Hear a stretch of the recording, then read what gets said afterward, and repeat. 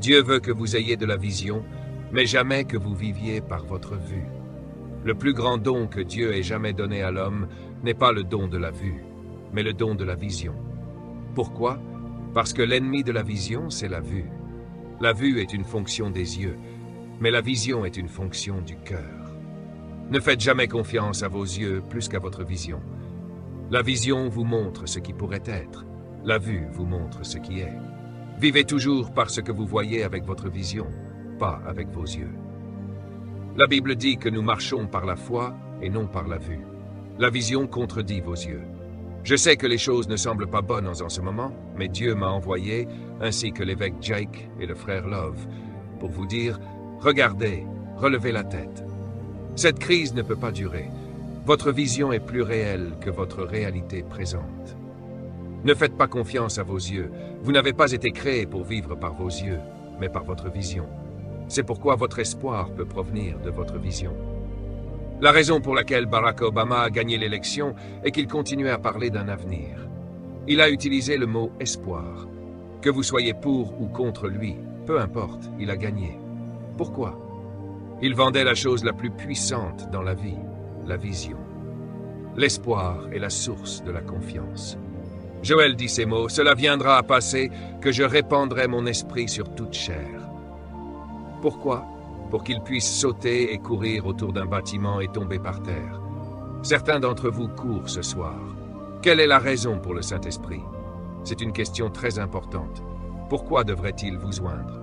Quelle est la raison d'envoyer le Saint-Esprit sur terre? Que ce qu'Adam a perdu? Réfléchissez avec moi. Jésus a donné aux disciples le Saint-Esprit et il dit qu'il va le donner à tout le monde. Que rapporte le Saint-Esprit à l'homme? Pas une sensation, pas un cri. Il dit qu'il revient avec deux choses. Si vous êtes vieux, il vous rendra votre rêve. Si vous êtes jeune, il vous rendra votre vision. Voilà ma question. Peu importe ce que vous dites sur cette conférence, à quel point elle était ointe, à quel point la puissance de Dieu était là et la présence de Dieu était là. La question est, êtes-vous parti d'ici avec un rêve ou une vision? C'est la preuve que le Saint-Esprit était ici. Peu importe combien vous me dites que vous avez été baptisé dans le Saint-Esprit, le résultat devrait être une vision claire pour votre vie. Maintenant, notez que cela dit que les vieux hommes auront des rêves. La différence entre un rêve et une vision est très intéressante. Un rêve est une vision qui ne peut pas se réaliser dans votre vie. C'est donc ce qu'on appelle un rêve. Laissez-moi le dire encore une fois. Un rêve est une vision qui ne peut pas se réaliser dans votre vie. C'est donc un rêve. C'est toujours une vision, mais c'est un rêve. Un rêve est une vision qui ne peut pas être accomplie dans votre vie. Donc vous le transmettez à la génération suivante. Si vous êtes jeune, c'est une vision. Pourquoi? Parce que vous êtes si jeune que vous pouvez en fait l'accomplir dans votre vie. Peu importe si vous êtes vieux ou jeune, il vous rend les deux, vision et rêve.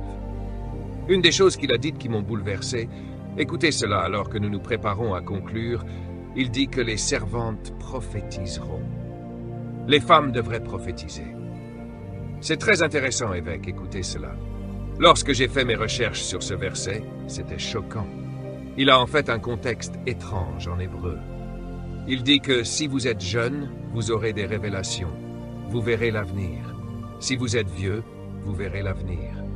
Mais si vous êtes une femme, vous répéterez l'avenir. Maintenant, quand j'ai examiné le contexte du mot, voici ce que cela signifie. Lorsque qu'un homme dit à une femme sa vision, elle l'incube. Et chaque fois qu'elle le voit, elle lui dit ce qu'il lui a dit en retour. C'est profond. C'est pourquoi on l'appelle prophétie. Vous avez dit à votre femme, Dieu m'a dit de bâtir ce ministère, Dieu m'a dit, elle a dit d'accord, louez le Seigneur, louez le Seigneur. Et après environ 2 ans, vous vous découragez et vous dites, je pense que j'ai mal compris Dieu. Elle dit, attends une minute, n'as-tu pas dit que Dieu t'avait dit ça? Et elle commence alors. La plupart des hommes, lorsque leur femme leur revient et leur prophétise ce qu'ils leur ont dit, appellent cela des plaintes. Dieu appelle cela de la prophétie. Ne lui dites pas de se taire. Elle fait son travail. Elle vous dit ce que vous lui avez dit, que Dieu vous avait dit. Applaudissez Dieu pour les bonnes femmes. Allez-y, applaudissez Dieu pour les bonnes femmes. Louez Dieu. Alors asseyez-vous une seconde et écoutez ceci. Le but de l'esprit est de restaurer l'homme dans sa vision